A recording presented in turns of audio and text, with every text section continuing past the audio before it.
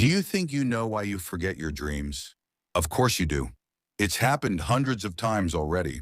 You wake up in the middle of a vivid scene, real people, impossible places, physical sensations, and for a few seconds you can still hold on to the fragments. But then you get up, start your day, and before you know it, it's all gone, as if it never existed. And the explanation seems obvious. Dreams are fragile things, weak memories. Your brain was asleep, it didn't record it properly. It's like trying to save a file on a computer in low power mode. That makes total sense. Everyone accepts it and moves on. Except that explanation is completely wrong. And when you understand what's really going on, the problem will seem much stranger than it did before. Because the issue isn't that your brain can't record dreams. The issue is that it does. Do you understand? It's clinical precision with emotional richness. And then it erases them. Deliberately. That changes everything you think you know about your own mind. Let's test this idea that dreams are weak memories. In the 1950s, a researcher named William DeMann put volunteers in sleep labs and woke them up at specific times during the night. When he woke people up during REM sleep, the phase where the most intense dreams happen, more than 80% of them described a dream in rich detail.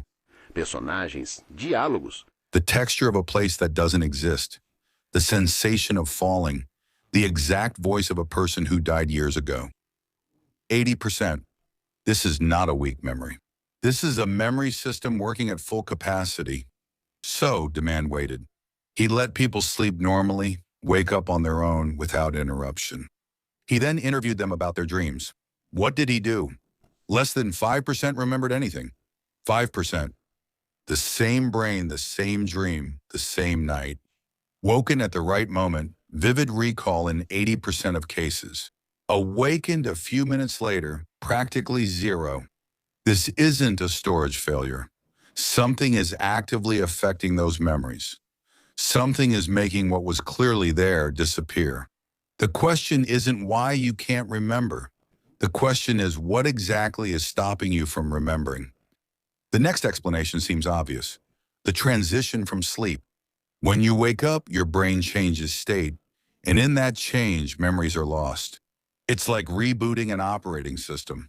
Volatile data disappears before it can be saved to a disk. That makes total sense. Everyone accepts that and moves on. And it's certain that this explanation is completely wrong. And when you understand what's really happening, the problem will seem much stranger than it did before. Because the issue isn't that your brain can't record dreams. The point is that it does record them, with clinical precision, with emotional richness. And then it erases them deliberately. That changes everything you think you know about your own mind. Stop for a second. Don't go on yet, because what just happened here is genuinely disturbing, and it deserves a moment for you to sit with it. You have a brain that every night produces experiences as vivid as reality. Experiences that feel completely real while they're happening. That involve real emotions, people you recognize, situations you've lived through or would never experience. Experiences that your own brain built with immense resources. And that same brain systematically every morning destroys almost everything. Not because of any limitation, not by accident, by some process that acts with impressive consistency every night of your life. You've spent about a third of your life having experiences you can't access. Experiences that your own brain produced, healed, and then erased before you woke up. That's not a curiosity about sleep. That's a huge gap in what you think you know about yourself. And the answer, when you really understand what's going on, will change the way you think about memory, about emotion, and about what your brain is really doing while you sleep. The answer is in a molecule. Norepinephrine, a neurotransmitter, a chemical that your brain uses to signal alertness and importance. When something relevant happens, something that needs to be remembered, norepinephrine rises. It tells the hippocampus this matters. Record it. And during REM sleep, norepinephrine levels in the brain drop to almost zero. Zero. They don't just decrease. They don't just stay low. They almost completely disappear throughout the brain's neural circuitry. This means that the memory consolidation mechanism is turned off while you're dreaming. It's not that memories try to be recorded and fail. It's that the entire system that would decide to record simply isn't operating. The experiences happen. They're processed. But no signal circulates saying that they should persist. And when you wake up, norepinephrine comes back. The system turns on. And the memories of dreams that were never signaled for consolidation dissolve in the next second like smoke on a cold morning. You don't forget dreams because they are weak. You forget because your brain purposely shuts down the filing system before entering that state. The question that remains is, why would it do that? This is where it gets truly fascinating. REM sleep is not rest. It's a state of active processing, possibly the most intense your brain experiences. During REM, the brain is revisiting emotionally charged memories from the day, identifying patterns between distinct experiences, making connections that the waking mind couldn't make because it's too busy with the present. Matthew Walker, a neuroscience researcher at the University of California, Berkeley, proposed something extraordinary.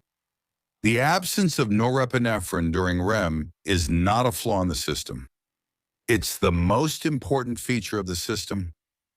With norepinephrine at zero, the brain can reactivate emotionally charged memories without reactivating the emotional charge along with them.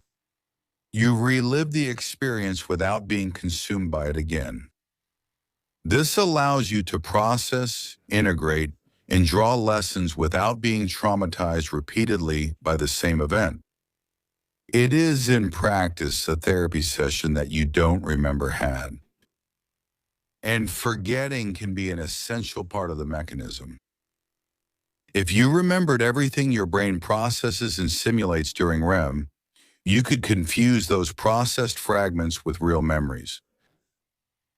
Wouldn't you be able to distinguish what actually happened from what was generated internally for your emotional processing?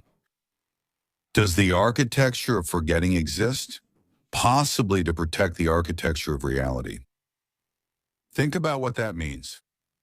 Every night, your brain creates simulations with full emotional detail.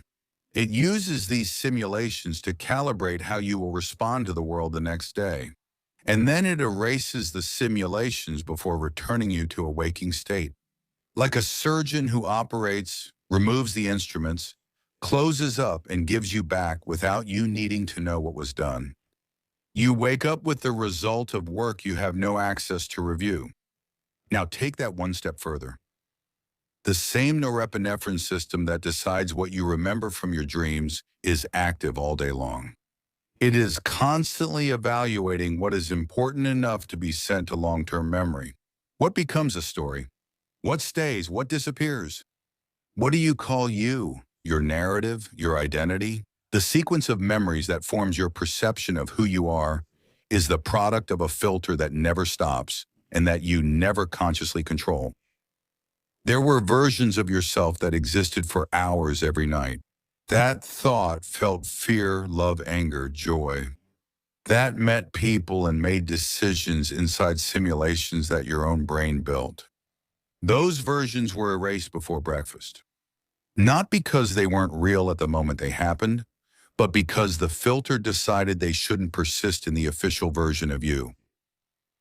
You don't have access to most of what your brain did while you were sleeping. Most of the processing that made you the specific person you are today happened in silence, without your awareness and without leaving records you can access. That's not scary. It's liberating if you think about it. It means your brain is working on you even when you're not present. Solving, integrating, adjusting the emotional calibration you'll use to face the next day. And the price of that work is that the processes become invisible. You don't see the kitchen, you just eat the dish. Every morning you wake up slightly different from how you were the night before. Every time a difficult situation feels less heavy after a good night's sleep, it's the result of work you don't remember commissioning. Feynman used to say that understanding how something works doesn't take away its beauty. It adds layers you couldn't see before. So now when you wake up tomorrow and try to hold on to that fragment that disappears while you blink, know what you're seeing. You're seeing the trace of a process that worked, an emotional recalibration session that your brain completed during the night, using high-fidelity simulations to return you to the world a little better adjusted. And the price of this work is that the processes become invisible. You don't see the kitchen, you just eat the dish. Every morning you wake up slightly different from how you were the night before. Every time a difficult situation feels less heavy after a good night's sleep, it's the result of work you don't remember commissioning. Feynman used to say that understanding how something works doesn't take away its beauty. It adds layers you couldn't see before. So now, when you wake up tomorrow and try to hold on to that fragment that disappears as you blink, know what you're seeing. You're seeing the trace of a process that worked, an emotional recalibration session that your brain completed during the night, high-fidelity simulations to return you to the world a little better adjusted. And what's slipping through your fingers isn't a failure. It's the sign that the work is done. Forgetting isn't a flaw in dreaming. Forgetting is the evidence that the dream has fulfilled its purpose. You haven't lost anything. You woke up with the result, but not the process, just like you wake up every day as the person you are, without remembering every moment that changed you. The question was never, why do you forget your dreams? The question is, what are you becoming every night while you forget them? If you want to keep seeing the world for what it really is, and not just what it seems to be on the surface, subscribe. That's exactly what this channel exists to do.